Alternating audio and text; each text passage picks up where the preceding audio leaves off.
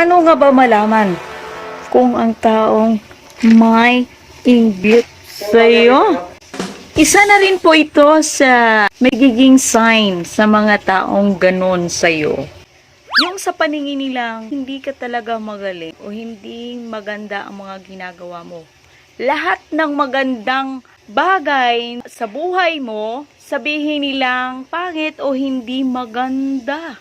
Yun sila, makinig ng maigi. Huwag mo nga ihaang patayin nila ang fighting spirit mo. Dahil ang gusto talaga nilang mangyari ay mawala yung tiwala mo sa sarili mo. Kasi nga inggit sila sa'yo, di ba? At mas maraming bagay ang maganda sa buhay mo at pagkatao mo bilang isang tao. At ito pa, manipulator sila. Ito yung uri ng tao na naiinggit sa'yo. Nasisiraan ka sa iba bago mo pa sila makilala. Minamanipula nila ang mga tao sa paligid mo na iwasan ka. Kasi ayaw niyang marinig nila yung side mo at magmukha ka lang masama. At lagi ka niyang minamaliit.